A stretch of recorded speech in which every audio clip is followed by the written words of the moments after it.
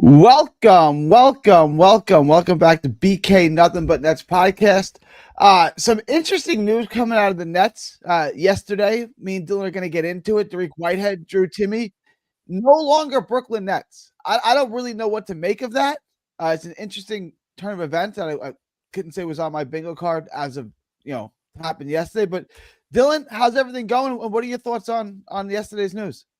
Yeah, man, things are going well. Got some exciting news actually coming up here shortly. Doing a collaboration with a merchandise brand, so this will be a fun one. I'll save who the player it is for now, but we'll be announcing it here shortly. So there'll be some giveaways over on my Instagram. So if you're not following already, feel free to follow me at NetsPress. But yeah, so it was definitely a bit of a, I wouldn't say a shock, because everything that this team does kind of disappoints me, in all honesty. But I was definitely disappointed to see Whitehead be released so early. Maybe it's the Duke guy in me, but a kid who was born and raised in Jersey, played at Duke, definitely sucked to see him go. I don't think he was really given a fair chance, especially with some of the injuries that he had dealt with. So that was probably the most disappointing one to me. I also wasn't a fan of the Timme release as well.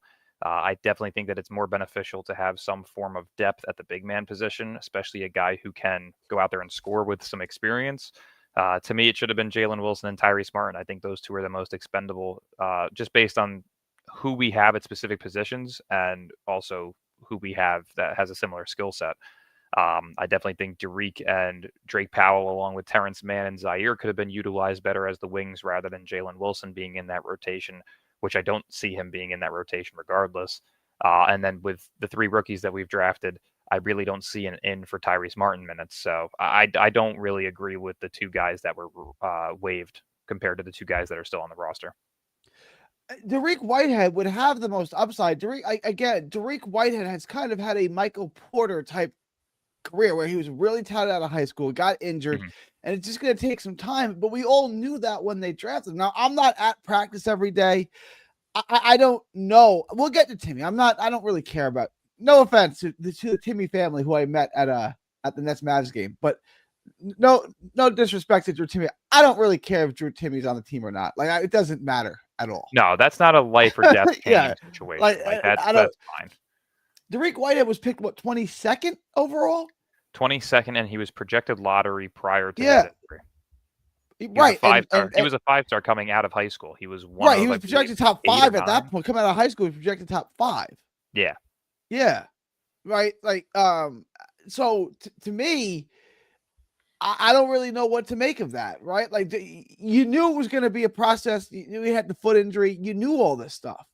Unless it was so bad in practice where you're like, there's nothing we can do here, but it's a $3.3 million debt cap hit. Why take that?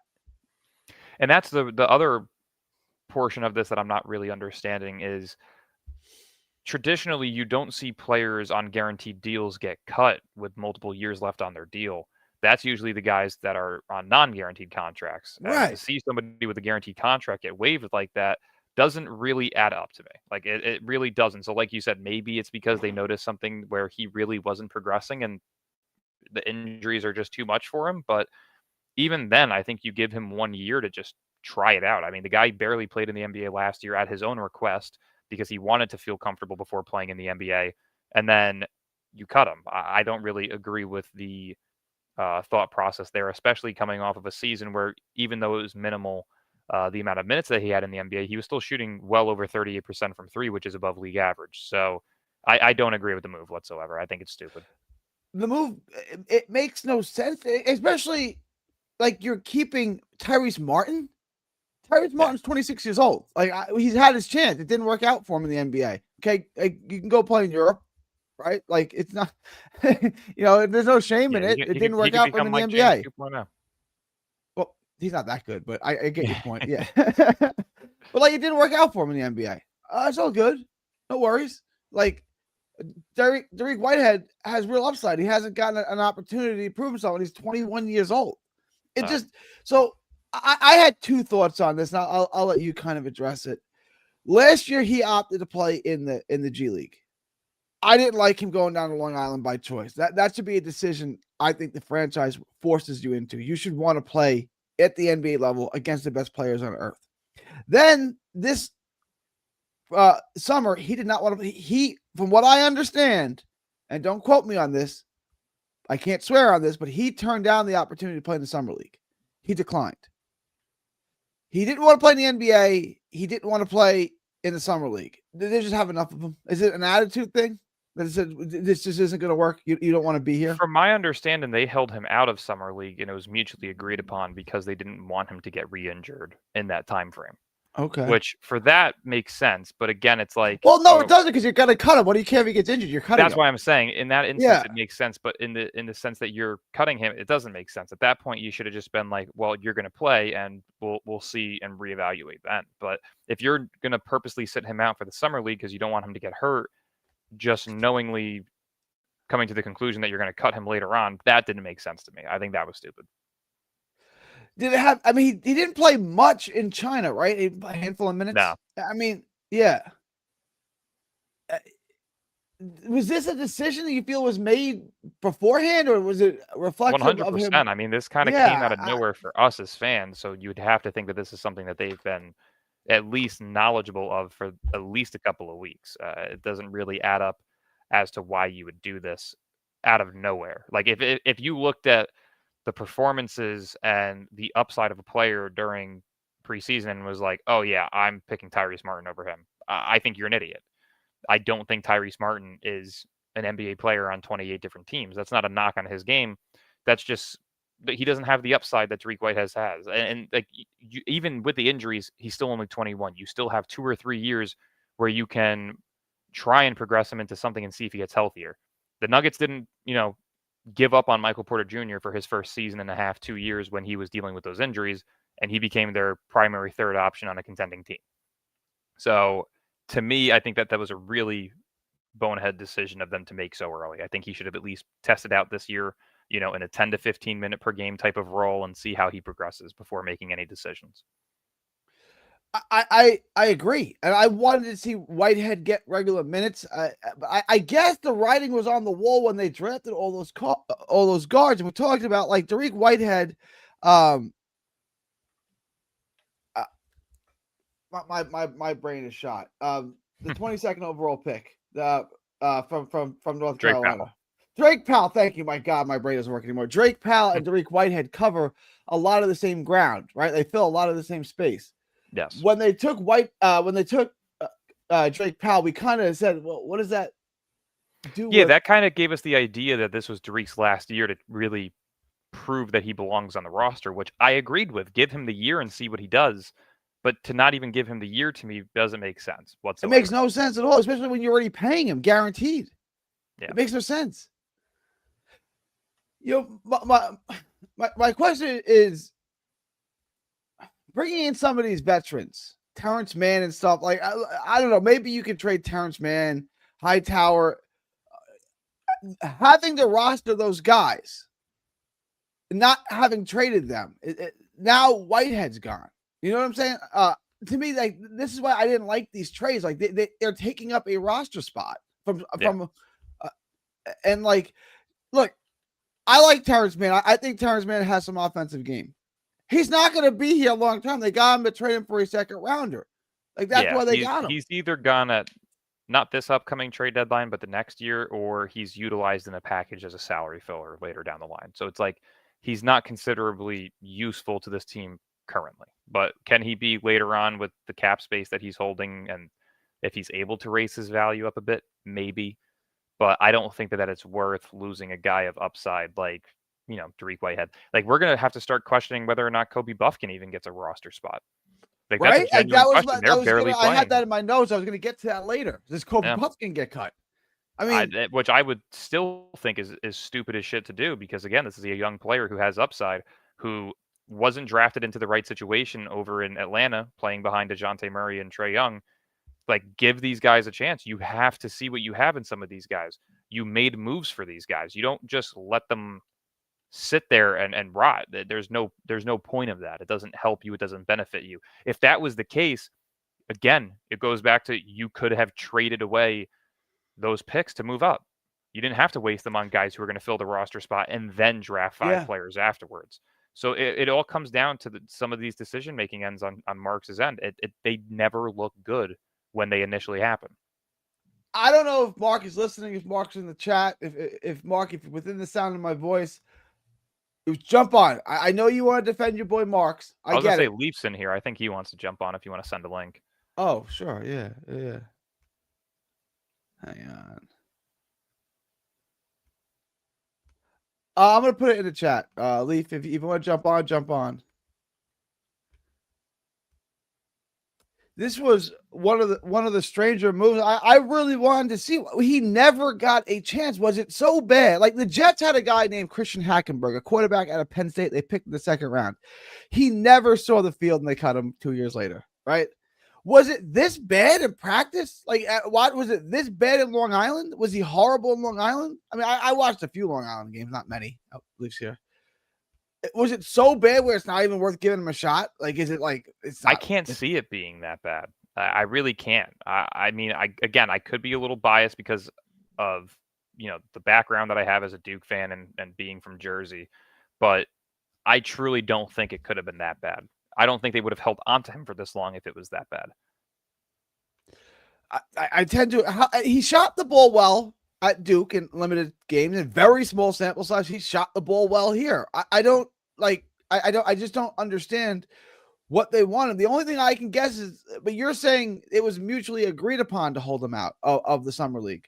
I did not like him going down to Long Island last year. I did not like him opting to do that. I said that. I don't like that. That to me, I thought it was a respectable decision just based on the fact that if you don't feel comfortable enough to be put in a situation where you are going to have to play a certain style of basketball that your body isn't ready for, then by all means take the time and recover from it. I semi agree with his mindset in that stance, but that's kind of like going into a new work environment, and rather than getting your 2-3 weeks of training to be fully up to speed, you get thrown to the wolves and you fail and they punish you for that. Like, you don't want that to happen to him. So to me, it was a respectable move. I didn't really see anything lazy or, not wanting to put in the effort on his end. I think that it was a smart decision. We got a full panel now, Dylan. We got Mark, we got Leaf. You ask, you shall receive. We got What's up, guys? What's up, guys? What up, Mark, Leaf? This man is always driving. I give him respect for those guys. Whoever wants to play devil's advocate here, I'm going to let go first. Leaf, Mark, do any of you want to defend waiving Whitehead? Gentlemen, I kind of do, if I can, but I just want to say it's good to be in a net space where if the name Cam Thomas is not mentioned, we're not yelling.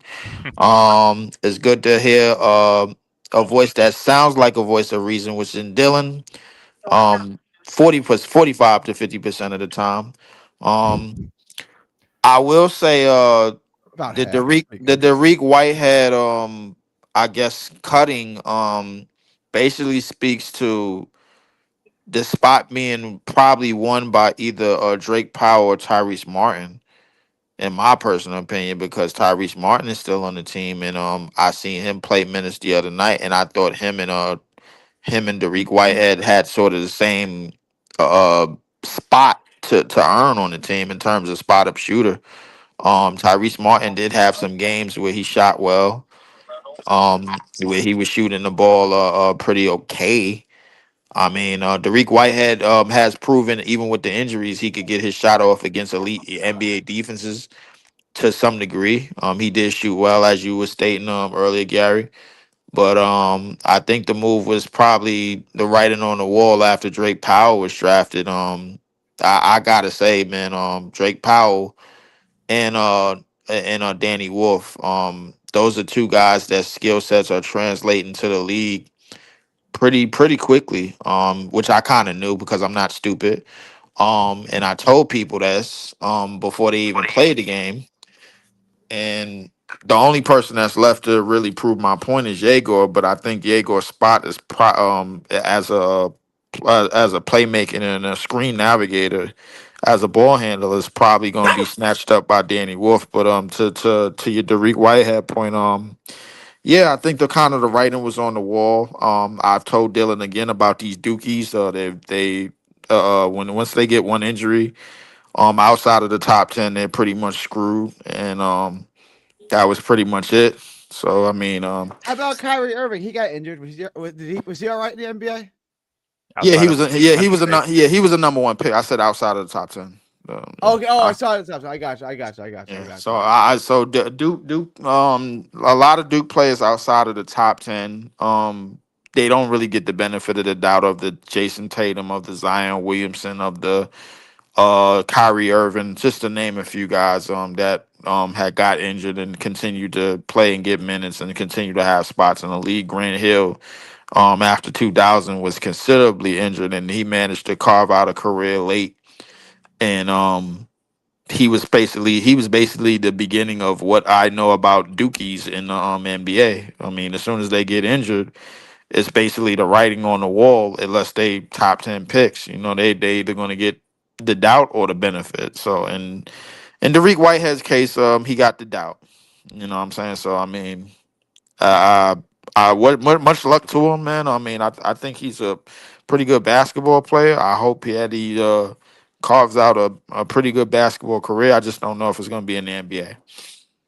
You want to address this? And I guess before we you're get to a anybody Wolf else, real guy. quick, Go Said ahead. Leaf, Gary hates Wolf. LOL. He said he's complete garbage. Let me just caveat that. Let me accurately quote that. I said I'm prepared for the fact that he might be complete garbage. So I'll let you respond to that. I would say to that, in 15 minutes or less in a couple of preseason games we had to play in like basically the fourth quarter of all of those games, most if not all of those preseason games, he's been shown that he could fill up a stat sheet, Gary. So I think the I mean, whole his point center comparison was Sengun coming out of the draft. Like that was his ceiling comparison. So, I hope him. that I was don't his want to be ceiling. right. I hope he's Sengun. I hope so. I think he might oh yeah, suck, his but ceiling was listed as Sengun. What I will say is it's what that I I said. mean Bro. It's what I said. what I will say is this: in terms of playmakers and passers at the center position, uh, don't be surprised if Joker is basically the template at the center position going forward for at least I say until somebody breaks it, until a center comes along and breaks that template. You know what I'm saying? Because you seeing Sangoon, you seeing Sabonis. I'm pretty sure y'all saw the Asian kid in Portland, and I'm pretty sure you seen Danny Wolf. So the Nikola Jokic way of doing things at the center position seems to work if you can pass the ball, if you can find open guys, and if you can create, which Danny Wolf can do some of. I mean, not at an elite level, obviously, but he's showing that he could do something. I mean, already, his skill set is already translating to the league. I like his shot form. I just don't know if it's a 35% 3-point shot. I mean, only time will tell. But I do know, as far as the rookies that we drafted, him and Drake Powell, they skill sets, in terms of archetypes, bro, they are already translating to the NBA game, a whole lot faster than everybody than Ben Saraf, Nolan Trayor, and Yeager, who is hurt. But so I mean, I don't think he's complete garbage. I think in another year, it's a possibility that Danny Wolf could be the best player on our team. Well, I want to put this out there too, because I am, like I said, somebody who will always own up to saying something that was not fully accurate. I'm absolutely loving what I've seen from Ben Seraph so far. Okay, I want to talk about it. Can we talk about Mark? Oh, Put a pen in that real quick. I want to Okay. get to that real quick because this is the biggest hype job I've seen since Adrian Broner. He's not good. But we're gonna get into this. he's not good. Who's not good? We're gonna get into it in just a minute. But Mark, I want your take on the Whitehead stuff. You're the Sean Marks fanboy here. Defend your boy. I'm not a fanboy. I like to add context to the conversation. As far as Whitehead is concerned, it's just injuries. It's unfortunate. He never got a stable footing to be able to, try to build build on, his NBA career, stack days and just progress and develop. It's unfortunate. We drafted Powell, and what Jordy said, right, was everything's gonna be earned. The minutes are gonna be earned by everybody, right? If you're getting worked in training camp by Martin, by Powell, well, not Powell just started running fives, right? Yeah. Yeah, in But the last 3 weeks. they still like the rotation. They like Cam Thomas. It seems like maybe the door's not closed on that entirely just yet, right? So he wasn't going to play above Cam Thomas. He's not playing. He's not beating Tyrese Martin. We Powell. We invested a first round pick, and Powell's doing more than we ever saw Whitehead do, putting the ball on the floor. Like it wasn't just throwing him in the corner like they were with Whitehead. Like they allowed him to actually make some plays rather than just being a catch and shoot guy. It sucks that he wasn't able to shake some of that rust and get back to his pre-injury form. I hope that it works out for him elsewhere, but it seems like it just wasn't gonna be here. And it's just the timeline of everything. It sucks, but it is what it is. But that goes to what Jordy was saying, right? All the minutes and the role, everything's gonna be earned. No, nothing's gonna be given to anybody. So I think that them cutting Whitehead loose was indicative of exactly what Jordy said. Everything's going to be earned. We're not going to hand you minutes when you're not earning them and beating the same guys who are vying for those minutes, who are trying to carve out a role in the NBA just like you, and they're doing more. Martin was driving to the basket. He was putting the ball on the floor, making passes. Like he looked good out there. And Whitehead just let me ask you a question though, Mark. Let me, and then I'm gonna get to Dylan. I'm gonna let Dylan prove me wrong about Ben Surratt because I do want to hear this. I don't see it at all, but everyone else loves him. I want to get to that in a second. Tyrese Martin is what he is, right? Like, is Tyrese Martin even an adequate NBA player? Be honest. Is he a 15-man guy in the NBA? I think he's shown that is he earned one of the that. 400 best basketball players on earth? On Earth? I mean, he could fit into a 1 to 9 man rotation with the right pieces. So you It think depends there's- on. Are you guys all right? Then I 100% disagree. We'll agree to disagree on that. No, but Gary, would you- he's. I mean, my thing is like, listen, when you have a catch and shoot ability, you can get a roster spot. It really depends on how they play you. Can you play defense? Like, look at him cutting to the back. Like, it's not just I mean, my simple thing box is that scores. can he make it on 26 different NBA rosters? I don't think so. Not 26. As- I think I give him about 10 to 15, 10 to 12. He could. I don't. He's I on think our he maybe roster. play He's on our roster. He's on. I mean, but that's the how point. Is many our teams roster's in the the worst league? basketball currently? And so he's what? 26. So what does that say when he's Martin not a project? is? He's not an experiment. He's 26. How many rotations in the NBA? 9-man rotations, 10-man rotations. Does he even crack? I would say probably 0. I would say no. 2 to 3 at best. No. I would say about 4. Yeah, Right a now. handful. Yeah. All right, so he's not really an NBA player. I mean, like, He's what's not the an point of elite keeping him guy. there? Yeah, but so you want that spot to solely be Drake Powell's, correct? I want the kids. I want the 20, 21-year-olds to split those minutes and see what we have. I don't want to give it to Tyree. I don't even really want like Terrence Mann here, but I mean he's got some trade value, so we'll be to here. your point, Gary. To your point, right? What you're saying. So is you want a completely young team, so we could. 100%. But Michael Gary, Porter Jr. and a bunch of 20-year-olds. Yep. What if you're invested heavy in Drake Powell, which we should be, right? He's shown some good stuff. He's a freak athlete. He just invested a first round pick. He's 19 years old. Obviously, we should be trying to invest the time into him, right? If that's your investment, what is more beneficial for his development? Going against an inferior basketball player in present time in Dariq Whitehead, or somebody who is doing more and is playing at a higher level than Dariq Whitehead in present time in Tyrese Martin? I understand your question. The answer is an obvious. It's Martin in the way you phrase that question, right? Yeah. Okay, but I want him on the NBA. I want him on an NBA court. I don't want him just to be a practice warrior. I want Whitehead and Drake Powell on a court, splitting 20 minutes a game.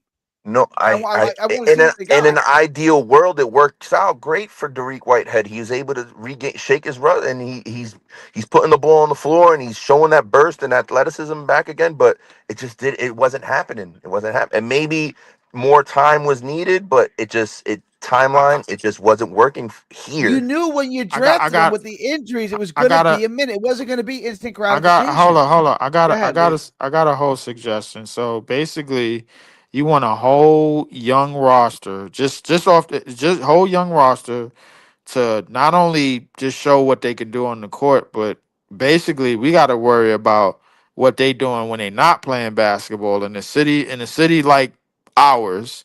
Basically, all right, there's no vets around, there's no nothing around, bro. After they get on and on, after they get off the court, they could just, float around, man. They 19, 20 Vets some are years old. needed to just teach the guys Vets how are to definitely be NBA players. and the reason Understood. I think Understood. vets Look, are needed just to keep them on the straight and narrow in terms of professionalism. You know what I'm saying? understood. So But I that's mean, why you I but should. would agree with that having to Let an me vets let, extent. If let have me that's hold on, address hold on. that. I'm gonna just finish this statement by saying having vets in front of them while we're a rebuilding team. Now that I have a problem with. That I agree with you with that. But All having right. vets on the team to show them the ropes, it could be bottom of the barrel burgers, bro. Like I mean, as long as they showing them the ropes and making sure they ain't getting into no trouble and this, that, the third, because we all know how the tri-state area is, especially for young men, bro. Like I mean, Jaeger is what 19, Seraph is 19, whatchamacallit is 19. They could get hooked and booked onto the allure of a big city. You know what I'm saying? So Having I mean. vets is essential. That's why Memphis went and brought in Derrick Rose and got rid of Dylan It's not Brooks. like we have Zaire's a veteran, Claxton's a veteran, Cam's a Zaire veteran, is not a Porter's a He's veteran. not a he's vet, his fifth guys. year in the league, bro. Sharp. These are veterans. They've Bro, been in the I'm league not Fifth 5 talking. I'm years. year. not talking about years in the league. Zaire just got a legitimate spot a year ago. That's just number one. He's not a vet. He spent 2 years, bro, in Memphis, bro, just looking at players and playing basically redshirting. So that's not a vet. I don't consider that a Yeah, but vet. that's practically What what I Derek did. We didn't give him an opportunity for it. Like I Zaire mean, came into the league I with can similar issues what to I Derek. consider a vet. I consider Terrence Mann a vet to an extent. I consider MPJ a Man's the vet to same an age as extent. Zaire, if I'm not mistaken. No, I don't think it's about age. I think it's about time and what you put in and how much they put in on on competing teams, bro. Like that trade Terrence Mann and Michael Porter Jr. were on competing teams. They're the Like real vets. Dayron Sharp is not an NBA vet. He's not. Like I mean, He's if not. you're saying you're He's phrasing still it like learning. just because it's Okay, his fifth year, but the guy, come he's on, not an like NBA vet in terms of overall experience on what you need to do and how you exactly, how you need to maintain your body and the correct. overall thesis of how to maintain your professional career. He's not a vet in terms of that. Now, I think the vets on this team, as I said, MPJ, MPJ, Terrence Terrence Mann, Mann, Hayward um, Highsmith. Hayward Highsmith, but if you, I kind of would consider him a vet. But I mean, but he still just got minutes maybe a couple of years ago. He was a G leaguer. So my thing is realistically, bro, like in terms of the vets that's needed, yeah, I think there are vets that's needed. Do they belong in front of these young players at getting more minutes than them on a rebuilding team? Gary, I agree with you. No, they do not. I want to move this to. I want to get off this. I want to move this to Raph because to me, this is a PR. This is a propaganda stunt to make him look good. All of a sudden, Michael Porter Jr., Locked On Nets, Eric Slater, all of a sudden, all of these voices start talking about Ben Surratt. Then I watched Ben Surratt in China, and it looks like the same exact guy who got a bunch of assists. He can't shoot, he can't score, he's soft to Sharman, and he can't finish at the rim. But he had 11 assists. So, like, what is he? Rondo without any defense? Like, what is he? Go ahead. I'll answer that question. Let me start with Dylan. Dylan wants to cook me, so Go ahead, Dylan. No, I mean I don't think there's any cooking needed on this. I think that from the perspective of how I saw this draft class, the only disappointment that I had in Serap was based on the fact that we had drafted 2 point guards previously. If you guys have been following me for long enough, you would actually have seen that Serap was on numerous big boards of mine. I had him within my top 10 of my final one in terms of players that would make sense for Brooklyn. You also had Nolan Trayor on your board too, right? I did have Traore on a couple of them as well. Okay. So in terms of the skill sets that they bring, I'm not upset with the picks. It's more so just the fact that I think having 3 point guards is going to limit some of these guys' development because they're all going to be playing a similar role. We've seen that Traore can play as the secondary ball handler and at the shooting guard position, but you Yeah. need a player who can shoot next to him, and that's the problem. Until he gains that consistent three, it's kind of going to limit what they can do in terms of the development. So with what I've seen from Saraf so far, I actually like. He's not changing his pace of game. He's not causing a bunch of turnovers. The playmaking looks very good. He plays at his own pace. He doesn't get thrown off track. The only thing that he really has a problem with as of right now is just consistently scoring. And I think that that's something that can be worked on very easily, especially in the NBA. This isn't the Euro League anymore. Like, you have guys who genuinely take possessions off on defense. It'll be much easier for him to score in the NBA. I want to get to Leaf and Mark, but I want to push back on that first, right? Like I like the way that he plays at his pace. You're right about that. He can handle the ball. He's just not an NBA player. Like, I get all this all the time with fighters. Yes, he's got a good tempo. He can work his jab, but he doesn't have the explosiveness, the power, the speed. He doesn't have anything that makes him an NBA player. Like, I don't look at him. How many players, though, can you say with his height and skill set have failed in the NBA? Zero. I'd have to there really has not been a point guard at 6'6" or higher in terms of height that has failed. And like, if you're going to talk about failures, you're looking at Lonzo Ball, who's still a reliable role player. I wouldn't call him a failure. I'd say he got injured too much. Yeah, but that's what I'm saying, though, is meaning like that's what a considerable failure at his height and position look like in today's NBA. Is a standard role player and a full-time backup point guard. Like, that's the worst case scenario. I listen, Gary. I understand the not so glaring strengths that he doesn't have in his game in terms of elite speed. What he does have is 6'6", 200, and he does have a bit of center of gravity, bro. Like, once he gets going, now shooting and all that, I think shooting could come, especially under Jordy, because I seen it happen with Zaire Williams. Zaire Williams was not considered a shooter before he got here. He was considered an athlete. Get to the basket, dunk, rim run. You know what I'm saying? So developed tremendously for his 3-point shot. He did. Yeah. So my thing is, these stats, he actually wasn't a bad 3-point shooter, but mechanics are key. Lonzo Ball actually shot really well in college from 3 with that fucked up shot of his, and he came into the NBA, played like shit, and he fixed it up, and he's now one of the more consistent 3-and-D players. This is when he's healthy. So that's what I'm saying, though, is these are things that can be easily worked on, and we've already seen a slight improvement. He didn't hit a 3 in the summer league. He's hit, 1 or 2 so far in these preseason games. That's called improvement. That's all I can ask for. It's nothing to go up in arms about, but he's improving day by day, and the playmaking, which is his main skill set, looks to be of NBA caliber. Putting up 11 assists in any game is still a very, very good sign. To me, because of what we're trying to do in terms of development and in terms of tanking, I think that Ben Saraf should be the starting point guard on day one. I think that he should start at the 1 and Yegor should play at the 2. I personally don't want to see Terrence Mann start, but that's my personal opinion. I know that that's not what's going to happen. I know Mann is going to start, but if it was my decision, I'd play Saraf at the 1, Thomas at the 2, Yegor at the 3, and then MPJ at the 4 and Claxton at the 5. I don't care if you want to start Saraf. I'll play Danny Wolf at the 5. I don't see anything in him that makes me think he can be a starter. Oh, Mark left in the NBA. I mean, at the age of 19, no. But in terms of for if you want to fully progress his game at the quickest level, you have to play him. You have, but you have to play him. Yeah. To me, Saraf is a 6'7" Goran Dragic. You're not going to ask for 15 plus points per game out of him in the NBA, but you're asking for at least 12 points and 6 assists, and I can live with that.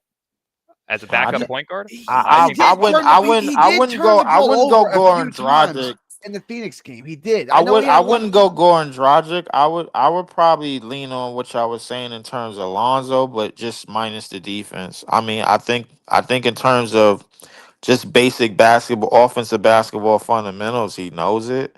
At the age of 19, bro, like, I think the fact that we glaring on these weaknesses, bro, it doesn't all it does really, anybody that glares on the weaknesses of a 19-year-old 20-something overall pick is just being greedy. That's all we're doing, bro. Like, so, like, realistically, 27th overall pick. We're not expecting. Yeah. So my thing.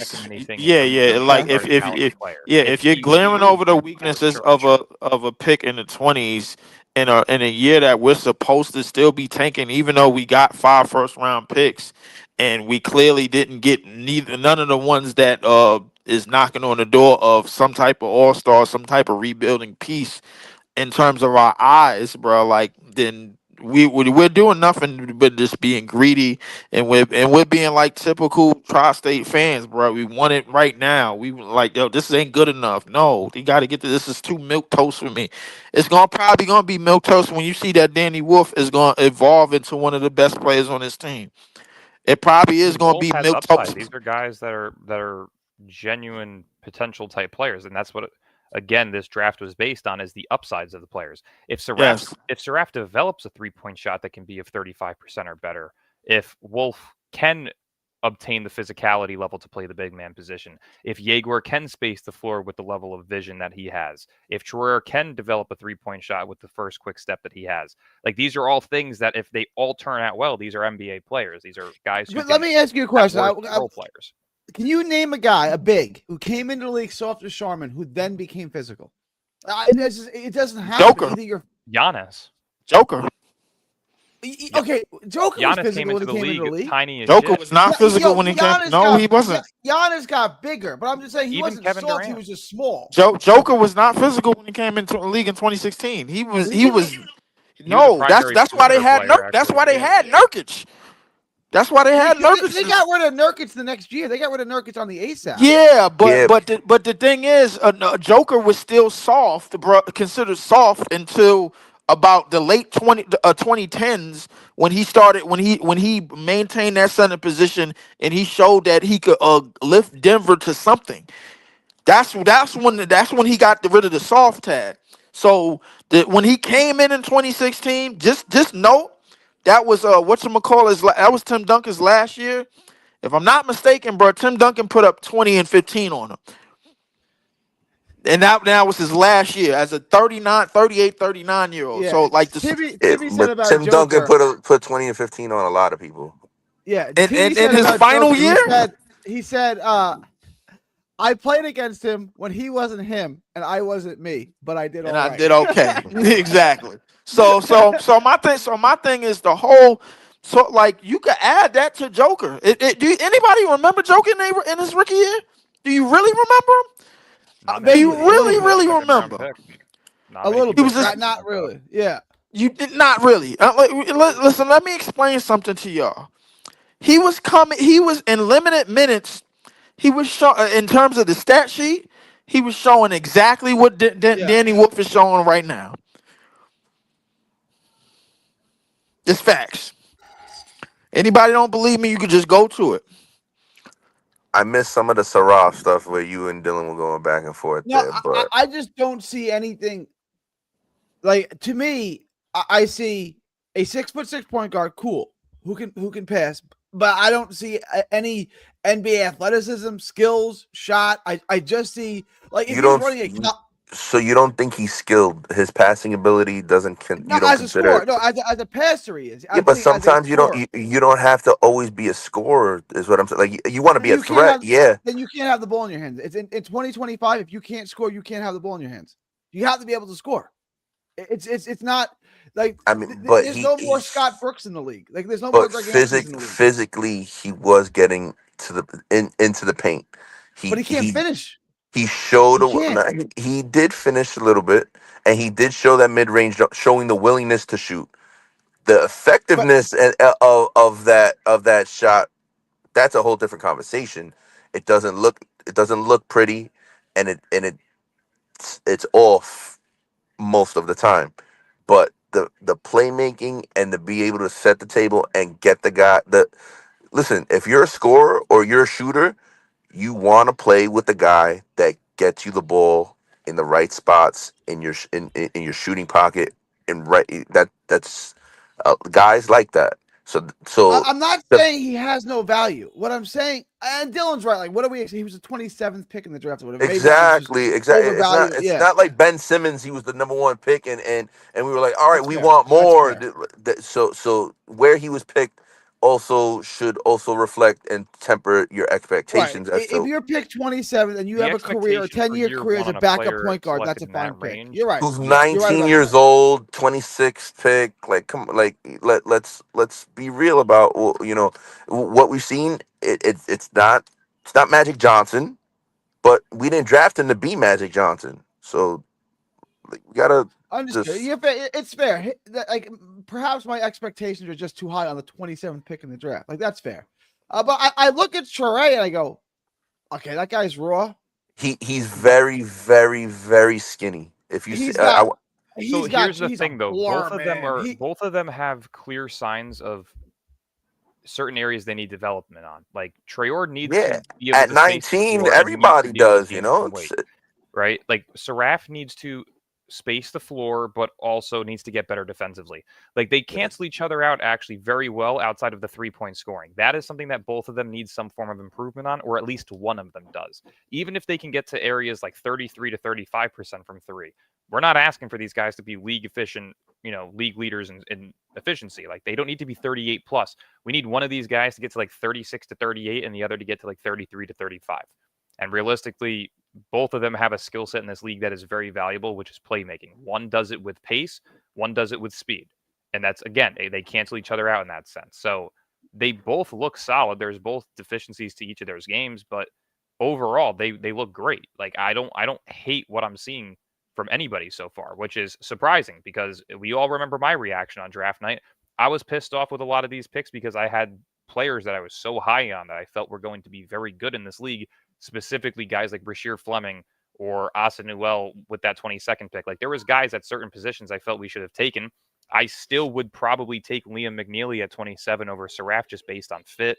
But the point being is these guys are looking better than we expected. Liam McNeely sucks though, right? Like I mean, he can't He's shoot. one And of the he's a best shooter. 3-point shooters in this draft. And if you look at how we drafted, we could have used a guy that can shoot. His performance in college doesn't indicate he's a good 3-point shooter. Well, he also played the entire season through injury. Okay, so if you look back at it's the same thing with Drake Powell. Like Drake Powell didn't showcase that he should have been a first-round pick. We were all kind of upset when we took him at 22nd because we all projected him to be our second-round pick when we had the second. Yeah, so it's like you can take guys a little bit higher. McNeely shouldn't have fallen to 27. He was easily in that 18 through 23 range, 100%. But he fell, and he looked great in summer league, and so far in preseason, he looks solid. Like there's nothing spectacular about him just yet, but could he be another team's Joe Harris in terms of 3-point efficiency? Sure. At 6'7", 6'8", he has the ability to be a very solid depth piece. Like at worst, he's going to be a Corey Kispert, who didn't turn out the way that some people expected him, but that also comes to draft position. This is one of the things for me as far as just watching the preseason. There's a lot to take away that's very positive regarding a lot of different guys on the roster. That's it. We just want to see development, progress, and potential. Development and a top pick this upcoming year. Those are the only two things I want to see. I don't give a shit about and that's exactly what you wanted. Is exactly what we got. It's just not how people wanted it. All right, the Saraf pick, I wasn't a fan of it either. It was I was looking around like, that's what? a raw pick. I was about to throw my computer. I ain't gonna lie to you because I did the draft live. I was like, what the. All right, but he's here. He's in a Brooklyn Nets jersey, and while he's here, he's showing us some potential. Like, all right, we don't see him to be Jason Kidd, Magic Johnson.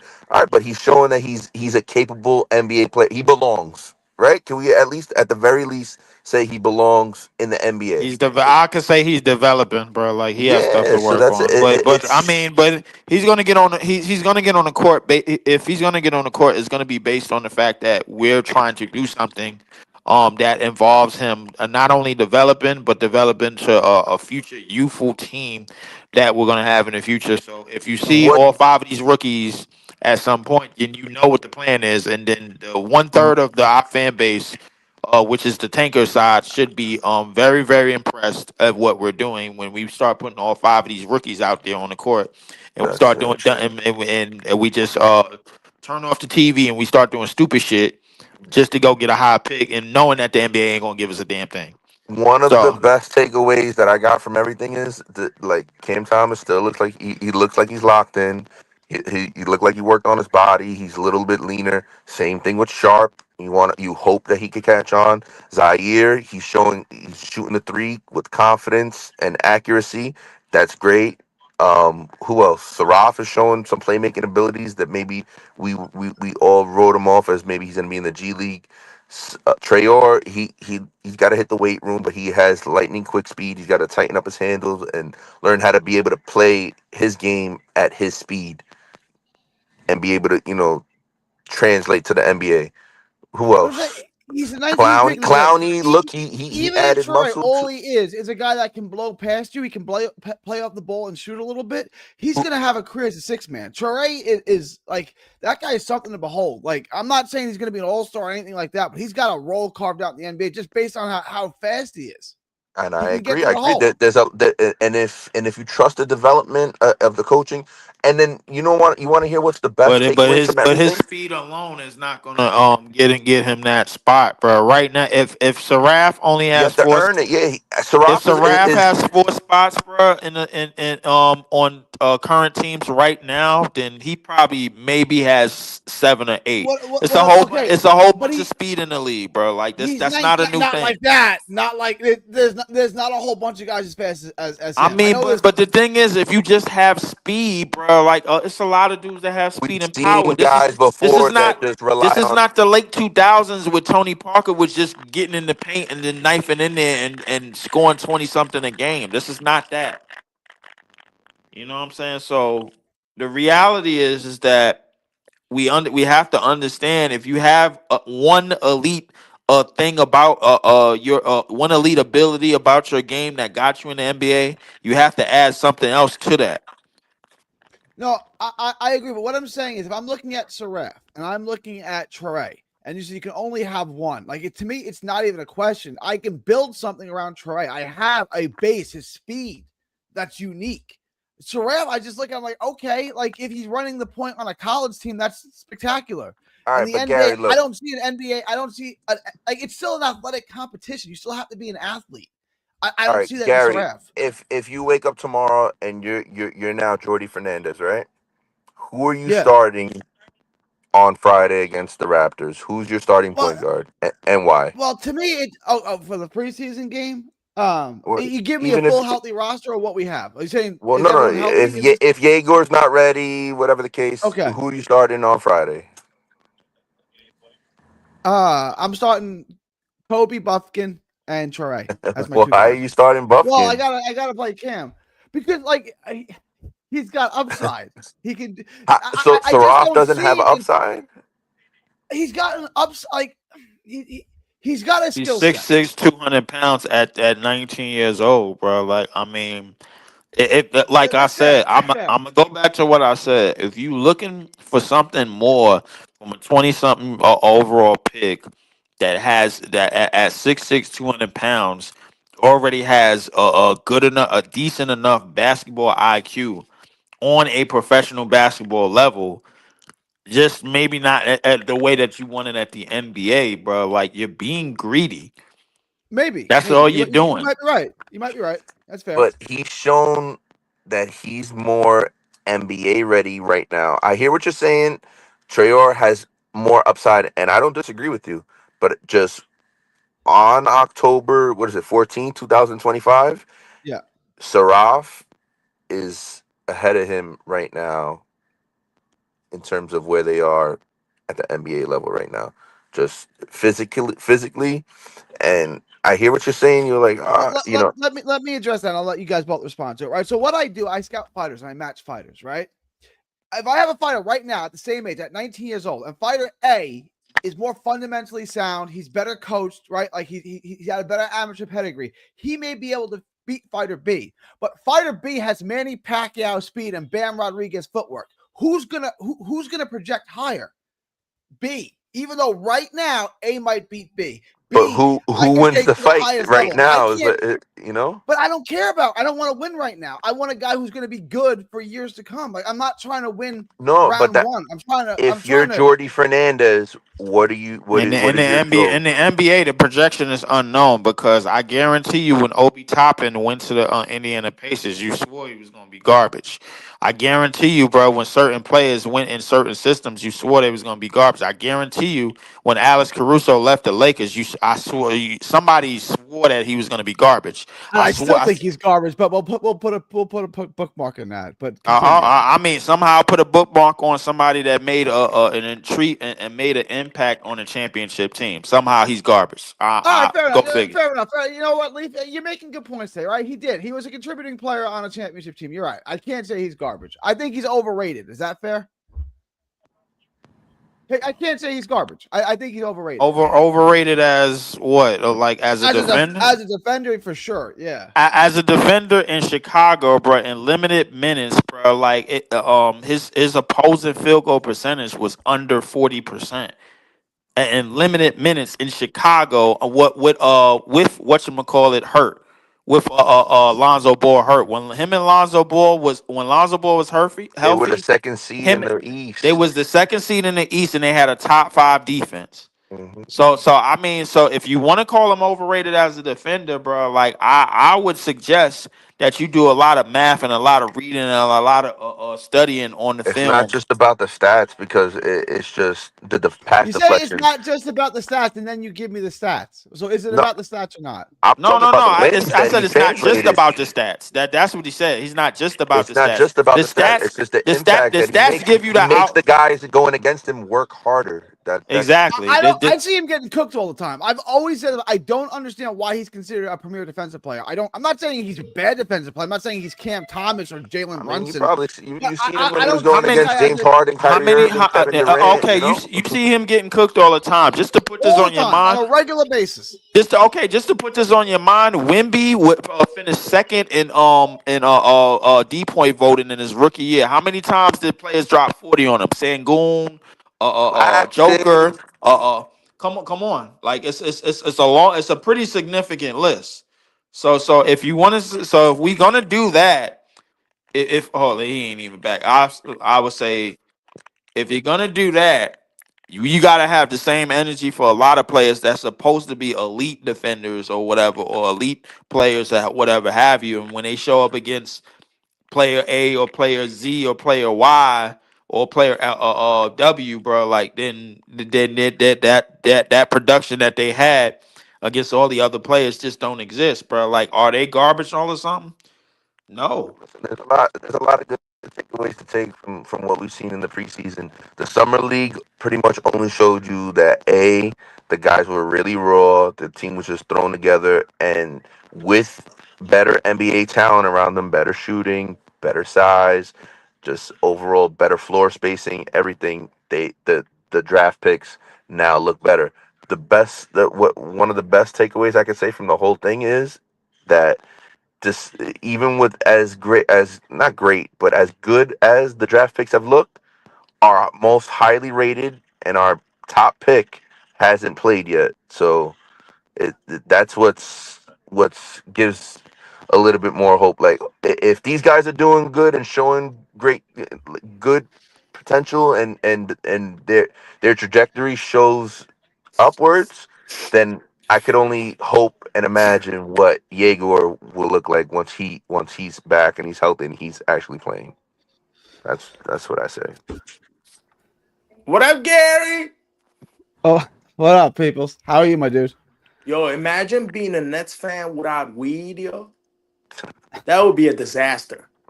You know that, right? That would be Yeah. That's the. basically me every day, You bro. know But that, I got Leaf. You know I that. You know that, Leaf. Make it hot with a grubber. Make that shit hot. You gotta make it hot when you think about the Nets. That's facts. Gary, Yo, I'm who do you guys all. want as the last roster spot? You think with Jalen Wilson, Tyrese Martin, and Hayward Highsmith? What do you think they should do there? Dariq Whitehead. Oh my I, God, that boy is broken. That boy is um, broken. Oh wait, I haven't doesn't. spoken with you in a while, Gary. How you doing ever since Keon Johnson got waived? I know you must have been upset with that one. Why would I be upset that Keon Johnson got waived? I know you were a fan. You were a fan. Oh, I think Keon Johnson was the worst thing ever. Yeah. Keon Johnson, I ain't gonna lie, I called that, bro. Like I ain't gonna Yeah, we knew that was gonna happen. We knew that was gonna Drew happen. Timme, bro. Like all of these G Yeah, leaguers, we were trying to hype up, bro. Like to I carry think on the Martin. tradition, just to try to appear to be true fans of the team, just because they got a Nets jersey on. I But mean, I think it was Martin has sickening. showed Martin earned it. If it's Martin over Derek Whitehead, like Martin beats out Wilson and he's one of the 15, he earned that shit, bro. Like you can't take that away from him. What he's That's a shown, fact. He earned it last year when he made the roster. When he got the last two-way last year, I was like, all right, cool. He wasn't good though. Like I just don't like. He's not. no, but in training camp, all the reports that came out in training camp, everything that they said in training camp on preseason and what he's shown in the actual games has held true, that he's shown improvement, and he deserved it over Whitehead, and maybe Whitehead wouldn't say that, maybe because of his ego, but it's cool. But like, here's the Rod Highsmith and Terrence Mann, all of these veterans on the team that have no place here. Like, I don't understand why those guys are on the roster when Whitehead needs minutes to show whether or not he belongs in the league. I just like, look, is Terrence Mann better player right now than Derek Whitehead? Of course he is. Not even close. Yeah, but Terrence Mann's not going to be here. So now, what are you going to trade next year? You're going to trade Terrence Mann for 2 second-round picks at the deadline. Yo, Sean like, Marks who cares? lost, I'd rather just see if Whitehead's good. Lost, but because Terrence Mann is here is why we were able to have Drake Powell here. So you have to you have to take that for what it is. Like, it was a salary dump deal. We had to take Mann if we wanted the pick, which ultimately ended up becoming Drake Powell. Which we're happy with. Can you definitively say that Drake Powell is better than Derek Whitehead? From what he showed in preseason? Yes. So look at how you don't believe in Drake Powell neither? It's not that I don't believe in Drake Powell. I like the pick. What has Derek Whitehead shown you, bro? Like outside of shooting. Let me flip the. Okay, that's one thing. What has Drake Powell shown you when he's been hurt the whole time? He hasn't been hurt. He's played, bro. He's shown you elite. He's shown you elite. He's shown you good enough on. He's shown you good enough on-ball defense. He's shown you good enough spot-up shooting. He's shown you good enough great defensive potential, though. I'm not saying one's better than the other. What I'm saying is, so we took on Terrence Mann's contract. We're paying Terrence Mann $15 million. And then we drafted Whitehead. And we drafted Drake Powell. So now Whitehead's got we never got to see Derek Whitehead because of Terrence Mann. And I don't even know if Drake Powell's better than Whitehead. I don't know. Neither of them got to play yet. So I never got to look at Whitehead.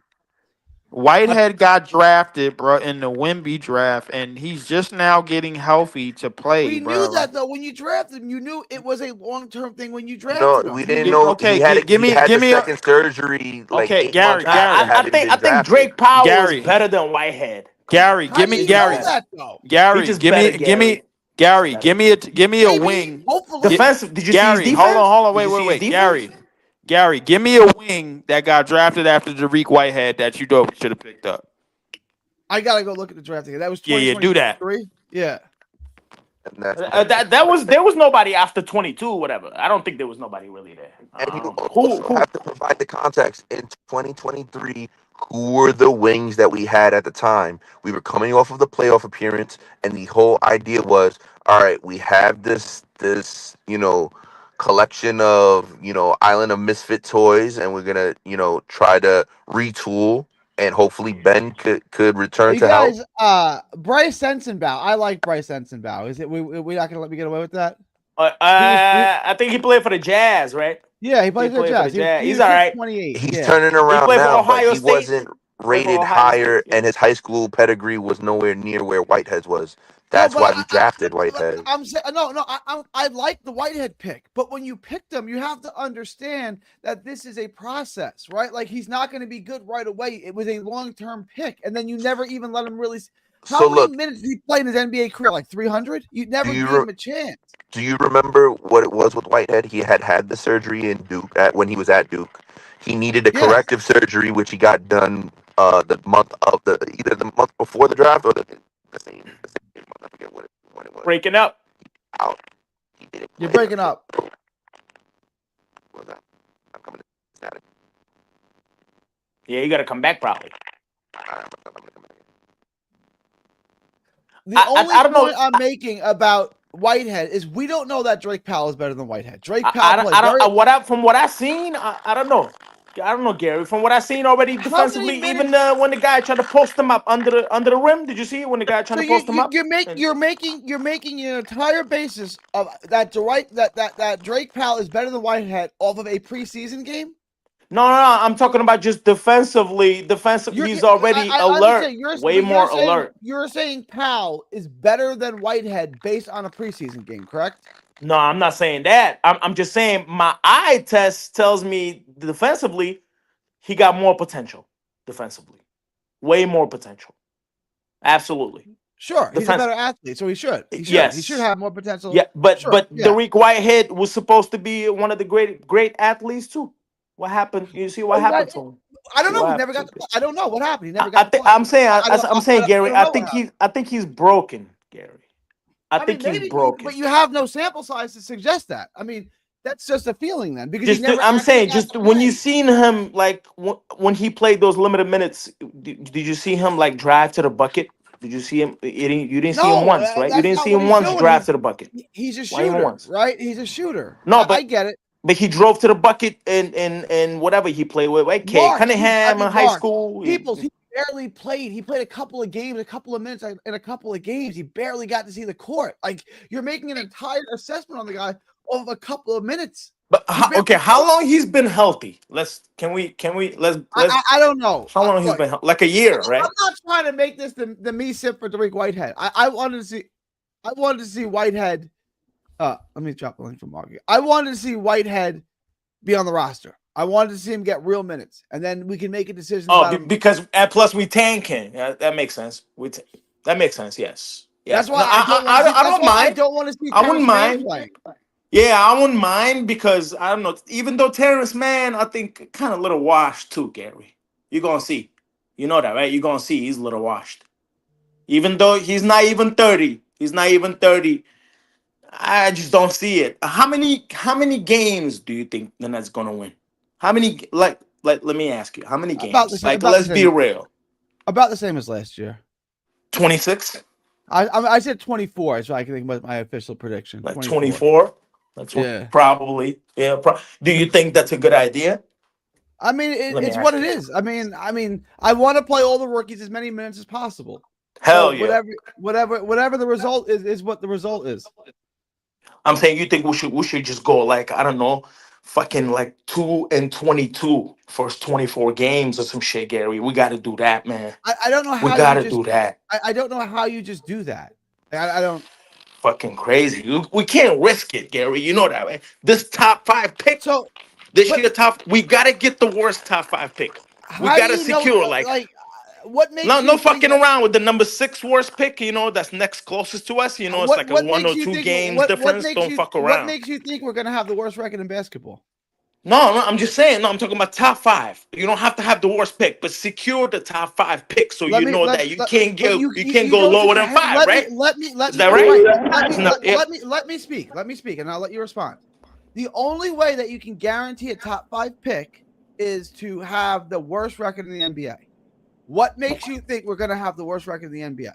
No. I'm saying I will give you all the time answers. Just answer that question. What makes me think we're going to have the worst record in the NBA? Because last year we had like the 6th or 7th worst. Bad defense. All the new faces. Bad defense. Had that last year.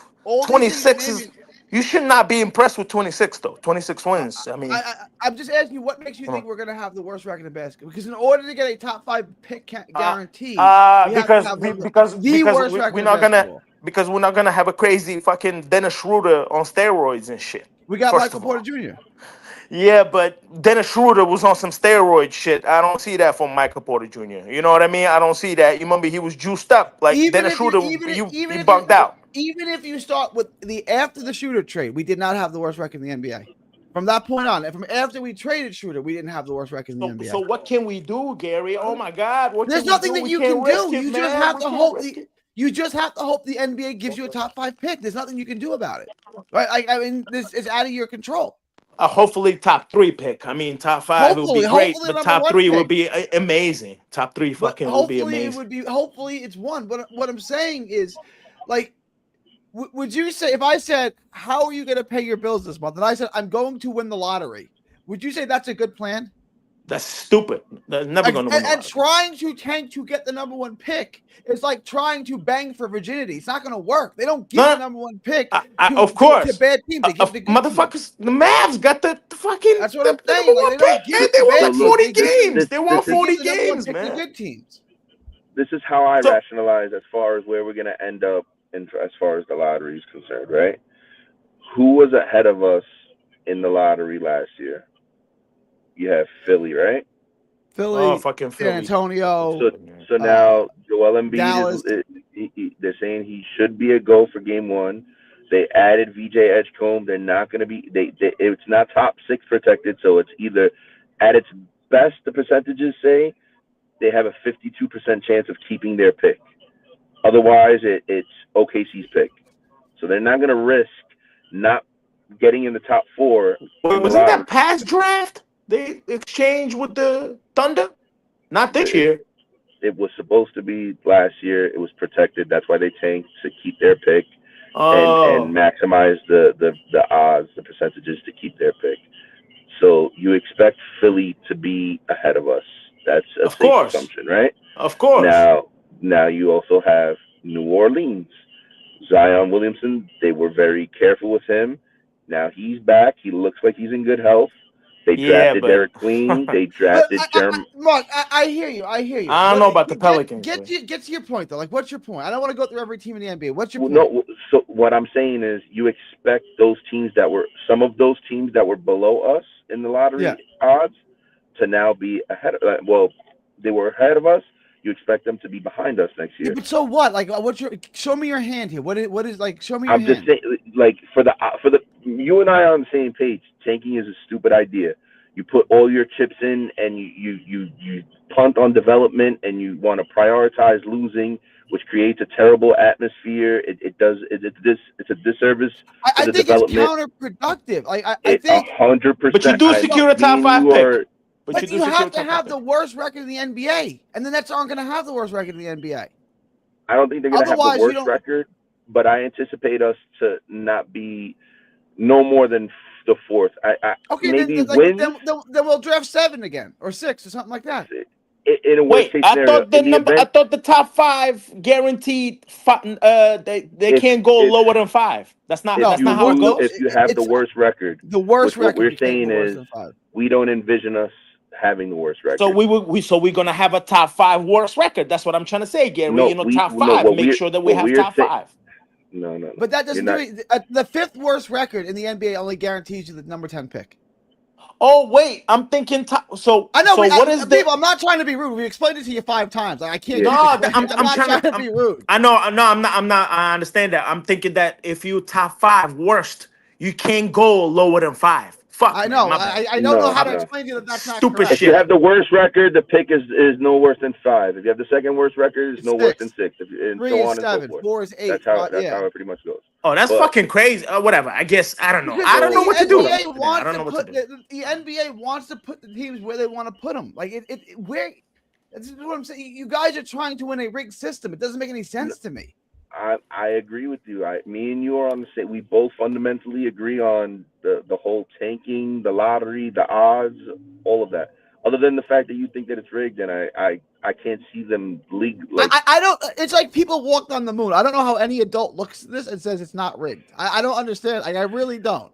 I get it. I get it. And it's just the optics of it all. I agree with you as well. But like I said, it's to quiet the people who are jumping up and down clamoring, oh, we need better odds. That's where we went wrong. We didn't have better odds. All right. Listen, I'm more concerned with the development and who we end up taking rather than where we sit pre-lottery odds.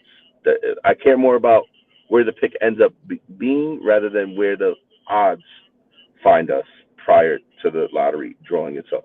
I just want Darren Peterson more than anything in this world. I know it's not Hell going to yeah. for the Nets. Like that's Or all the I want. Bonster, Man. Yeah, no, Oh that's my fine. God. I'd be happy with that. It'd be Christmas morning too. But like, if I got to pick, I would take Peterson at this point at least. It works, yeah, it works. I just and feel you like look like a genius if it works. You know, like Nico Harrison looks.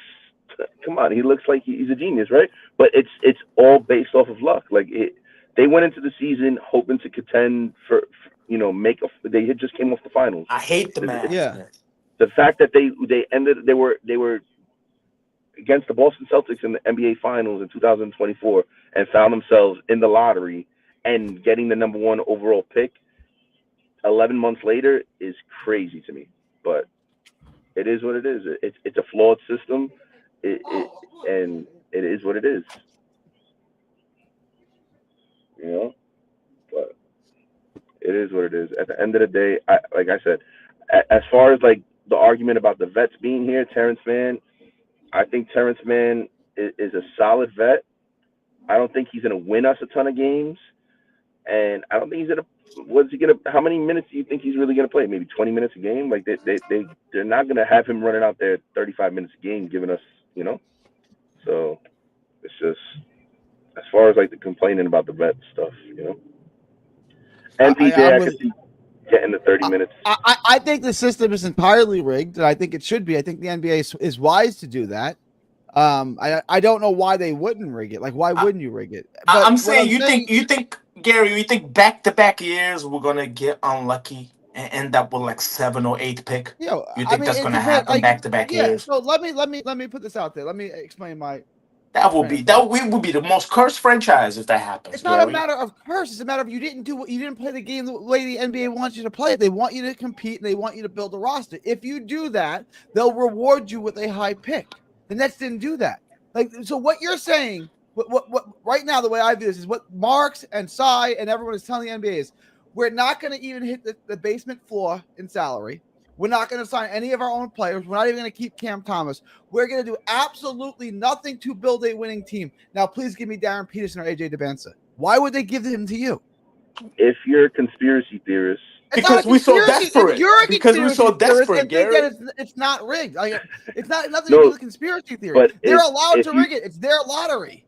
So if you're under the assumption that it is rigged, maybe it is, maybe it's not, then us bridging the relations with NBA China and making it, and then we are more than entitled to the number 1 overall pick. Considering all the trauma that we've had to go through, everything that we went through, though, everything. That's true. Would you agree with me that those two guys, DeBenza and Peterson, are franchise-changing players? The day you get those guys, you change your franchise. Of course, they're gonna save the Nets. They're gonna save the Nets. No, whatever team they go to, they're gonna save. I agree. Of course, they're fucking incredible, Gary. I agree. So, like, man. Why? If I just came to you and said, I'm not trying to win, I'm not taking this seriously, I'm not even going to keep my own players, I'm going to do nothing. I'm not even going to reach the basement floor. I'm the only team in the NBA that's not even at the basement, the basement, the salary basement.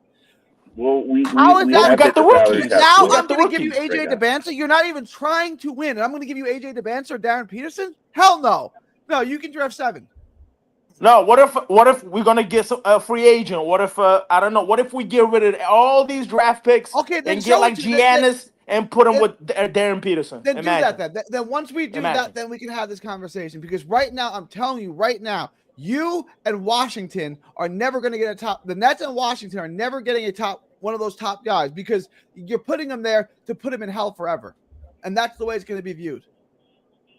But we got the biggest market. We the thirstiest. We are the thirstiest team, though. We need any help. We need any help, Gary. It should be easier for you than for Utah to build a winning team because you do play in the biggest market. So go get some stars, go get some good players to come to your big market, and once you do that, I will give you Darren Peterson. No. We want to get that and then get those guys together. That's not how it works. That's crazy. That's crazy, Gary. You build the winner first, and then I give you the final piece. When Utah was good, right? When they were in the playoffs every year, they had built their team not by top lottery picks. They were 9th picks, 13th picks. You can do it. It's just harder. You can do it. right? But we Yeah. would agree that it's easier to build with the first pick than the 9th pick, right? Of I'm not saying course. it can't. Yeah, Of course, but how you get the number one pick is either by trading your backdoor deals superstar, trading or your superstar to the Lakers. I don't think we're gonna get screwed back to back years, man. I just don't see it. Then and everybody gonna know that's it. It's rigged because everybody If Nets you need the don't know most that it's help. rigged, Nets if you need the most don't know help. that it's rigged by now, you're never gonna know that. Like I don't know how else. Like it's obviously rigged. Like That's fucking so. crazy. If That's it's rigged, crazy, man. who would you consider they rigging it for this coming season? Who Boston, deserves it? Boston or Indiana. If You one of think those so? teams aren't going to make the playoffs, that team will get the Oh number my one pick. god. Oh my god, man. They already got a championship off of us. That's So that's good. why. That's Yes, great. that's That's why they're going great. to put That's AJ great. DeBenz. That's why AJ DeBenz is going to play for Boston if Boston doesn't make the playoffs. Get the Right? fuck out of here. Then But you, that's it. I'm but never gonna watch NBA no you more. don't I'm think never. you don't think I Boston was already done with Cooper going to Mavs. Yo, when the Mavs got the number you one don't pick, think man, I was Boston could done. be the I was eighth fucking best done, man. team in the East this year? You don't see that, Then Gary? if they are, then Indiana's out. Then Indiana will get the number one pick. You think so? The Pacers? I Yeah, mean, it depends. one of I those mean, teams are picking one. who's your eight then? Who's your eight? What I'm assuming what Knicks, Magic, Cavs, Milwaukee, No. Magic. What? Philly. Oh, Magic got The Magic. somebody's Yeah, Yeah. lottery. Magic got somebody's lottery. Maybe that's because they're gonna go to playoffs. What did I say? Detroit. You didn't even Cleveland. say. Yeah. I got to run through it, but it's Detroit. Yeah. Oh, Hang on. Detroit. Oh, Okay, I got yeah, yeah. Atlanta. I So got those. Atlanta in the play. Atlanta's definitely making the playoffs this year. Oh yeah, the Atlanta. Yeah. Who's gonna be back? Then Bobcats. Atlanta, I then said Bobcats. either The Boston or Hornets. Indiana would be you know what I'm saying? So you got Boston or Indiana being the eighth or the ninth seed. Like you have them Yeah. in that tier right there, like with Miami, Toronto, jockeying right there, Well, playing. they'll be play-in teams. Yeah. Okay, okay, yeah, that's fair. That's fair. I guess I could, barring Yeah. injury to one of the Don't top be teams surprised there. if they give it to the Suns or some shit too. Don't be I surprised if they think, from give what I it to the understand, Suns. Tatum's going to come back. They're going to be a play-in team, and Tatum's going to get him into the playoffs. Like that's my. Uh, I think it's going to that's be Indiana that picks one. it. Doesn't make sense. Like you let him recover, and wherever the season finds, like I'm wherever you with you. find I'm yourself. with you, but I'm just telling you what I think Like they're going to you actually do. invested too much into him. He's too young. Like you don't compromise that. Like I'm it's with you. not like you're gonna I make a agree with you. finals run. Like it's a complete disservice to the organization and to the player. Like it makes The no East sense. is wide open. Like if you're Boston and Tatum is healthy, why can't you make a finals run? Yeah, but The then East is wide open. but look at their Because the front court. Like Cavs always fall apart. who do they have as a center? Like who's their starting center? Nick Claxton. Nah. Let's do it. But Oh, you understand my point, is right? there outside of top three picks? Is there really potential superstars too?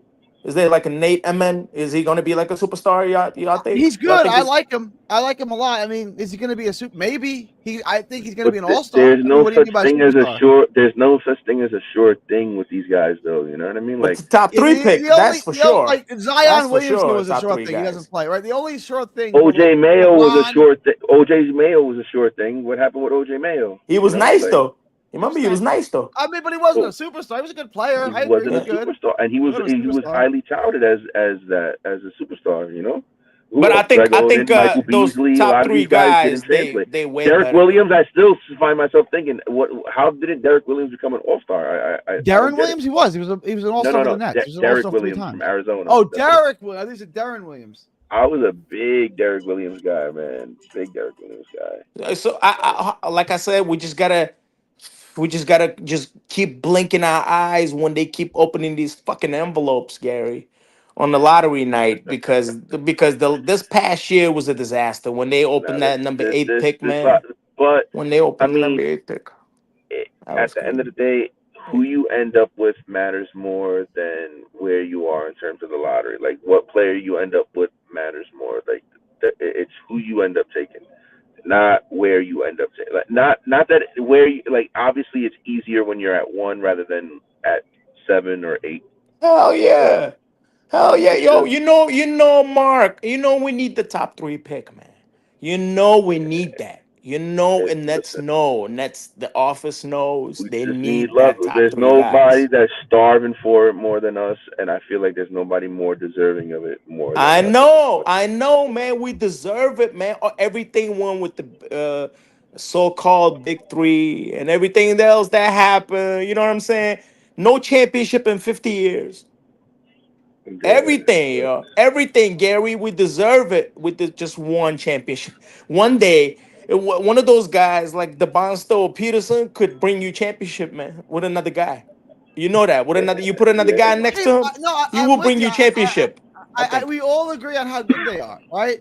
But like, what we don't agree on is that the NBA is going to give them to the Nets because the Nets are trying not to win. Like, that's not how you get the number 1 pick in the draft. You get it We by trying tried to win last year. We should have got deserved, right? We should have got rewarded because we tried Okay, hard how as did they try? shit with no talent. How did they try to win last year? No, I'm saying, but at least because people thought that we was gonna win like I don't know 17, 18 but look games, at what right? Philly did last year too, Gary. You know, and look and Philly's look at close what to winning. Philly's close to They winning. did some That's why dirty we're gonna shit. no. They did some dirty shit, man. They were I'm not. blatant about it. They Same got as a really good prospect. And they got VJ and Edgecombe was really they good, got man. Edgecombe. That's what I'm saying. I know he's fucking. I wish if you we should have build been a number 3 pick. We should have been a people, number 3 I pick. got you, people. I got you. If you build what Philly is building, or you build what San Antonio is building, the NBA will reward you. If you do what the Nets do, and you do what Washington does, then why would the NBA help you out? Why? But what? That would make no sense. But why did they reward the Sixers? They Because fucking they have a tanked on good team. Because purpose. they have a lot. They have a lot of talent. To your Oh argument, man, Gary, but they tanked on purpose. The Spurs before they drafted Wemby, what did they have? What did they build up to that point? They got Popovich. They have Popovich, which they thought that's the X factor. Like Popovich will make it a winner, and then we gave him Wemby because Wemby, the Spurs are Francis team, they're Europe's team, right? He had to go to San Antonio, so he went there. Now San Antonio is they're one piece away. They got him Castle, they got him Harper, so they're set. But you have to show the NBA that you're doing something. Like, they don't want to stick Darren Peterson or AJ DeBanza on Washington. They don't want to stick them on Charlotte, where they're just going to be in hell forever. Like, how many games did the Spurs win?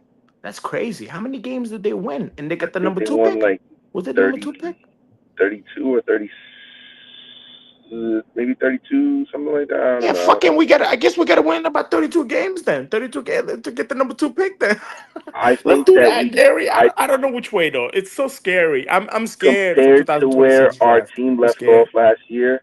I feel like we got better, but I don't think that our win-loss record is going to reflect that. No, I said 24 wins. How many? Yeah, what's your projection? I'm content with. I'll probably rock with you on that. 24 wins sounds. 24 wins. 24 in that range. I gotta wrap this up, y'all. You got people's how many wins? 23 to 25.